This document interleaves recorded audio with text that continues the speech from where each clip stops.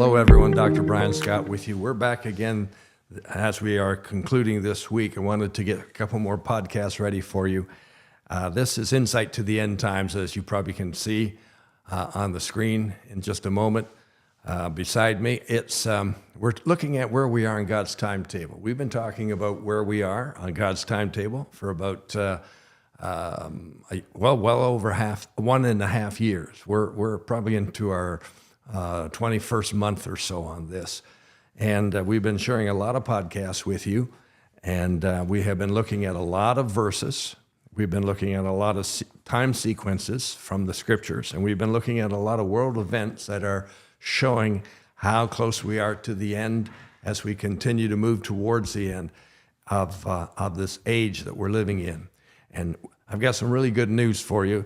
As we start 2024 in just a few days, we're going to start with some of the basic principles that we already have shared a year and a half ago. We're going to refresh those. We're going to share with you the timetable, sequences, and so on once again, so you'll know exactly what's going on in terms of this end time prophecy study that we're doing. Praise the Lord. Today I want to share with you about news, the news that we read, the news that we see.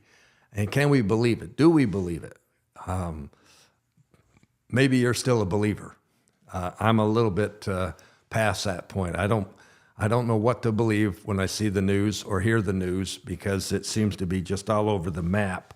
But it wasn't always this way. In fact, there was a time when I was growing up as a kid that the newscaster that was on the television news at 6 o'clock, you could bank on what they said. It was absolutely accurate and true and so on. But things have shifted and changed a great deal. As I said yesterday, with all this progress we have in the world today, there is a major price that we have to pay.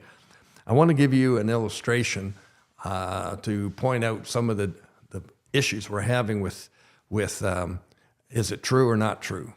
There, very recently here in Southern Ontario, there was an incident at one of our international bridge crossings in Niagara Falls, and a car had exploded and hit some buildings that were part of the international crossing, and had caused quite a massive fire. Now, here's what I want to share with you. I'm not trying to poke a finger or point a finger at anyone. I just want to share with you how convoluted this thing became. We immediately were made aware of it, and we went online to see what was being reported. And several of the news agencies, they had breaking news on this. So as I tuned into it to see what was going on, I heard them say that the car that had smashed into the customs buildings was a car coming from Canada and crossing over the bridge into the United States. So it was obviously a Canadian individual, and they basically said, we think this is an act of terrorism. We're not sure, but we think it is. And then the next, minutes later, we had a second report coming in that the car was coming from the U.S. and going into Canada. So now we had this car going in both directions. Then we had the newscaster on site with the pictures of the flames in the background telling us that this car had come from Canada into the U.S. It had cleared the initial customs kiosk. It had cleared its initial clearance. But as it left that position, it accelerated at a fast rate of speed and crashed into the buildings prior to the secondary clearance. So now we got, hey, they made it through the first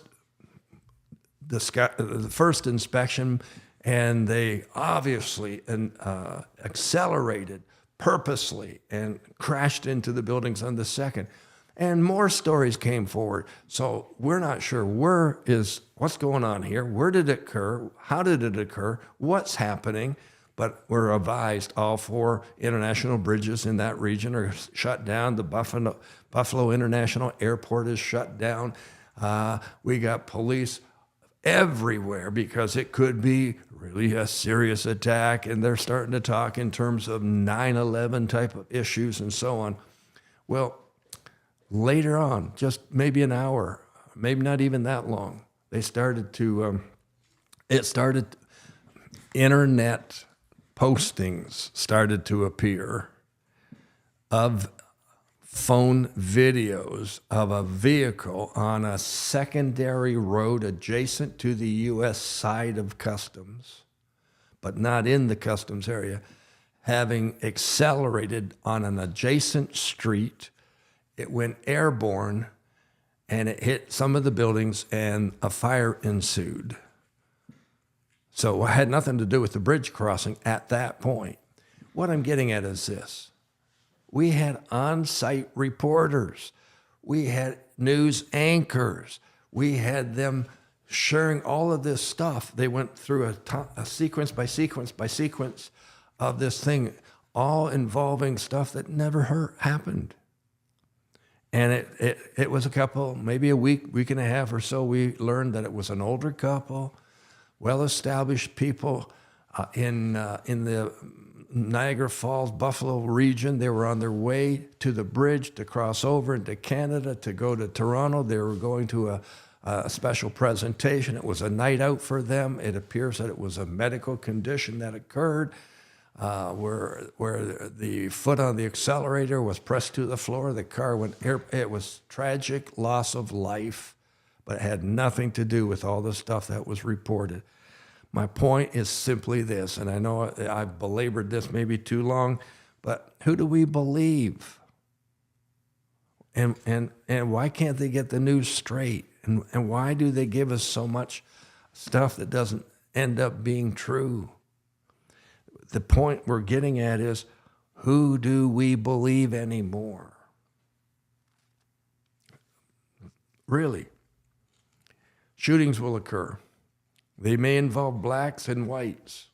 If that's the case, we're going to get an awful lot of stuff flying through the airwaves very, very quickly. May or may not even be close to the truth, but it will cause all kinds of related activity. Some of it will be very damaging. It can result in riots. Whether or not it's true is not the issue that seems to be reported.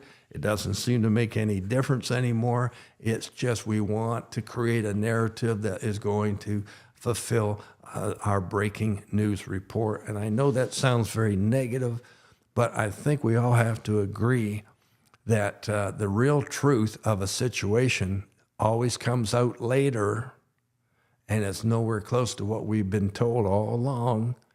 And so it leads us to the idea, will we ever really know what happened? Well, it will come out. If there's a court hearing, it will come out in the court hearing, but you know what? They likely won't report it. It likely won't hit the news. I was just made aware of a major international meeting of countries that will have detrimental effects likely on our entire world system that has taken place several months ago, not reported, not in the news. No one heard about it because it didn't fit the narrative of the time. So we are living in perilous times when you can't even trust the news you're receiving. You can't even trust those who are reporting it. They're probably doing the best they can, but are they? We don't know that anymore. The point is, there's a lot of confusion and every evil work at play in our life today. We're living in fabricated times, and we don't even know what the truth really is anymore. I want to share more about that with you tomorrow before we close off this week. And I want to give you a hint on where you can find some truth. It's called the Bible. It's the Bible, and the items, the words, the verses, the scriptures that are reported there, you can absolutely be assured that they are truth and they will come to pass. I'll see you tomorrow. Thanks for joining us.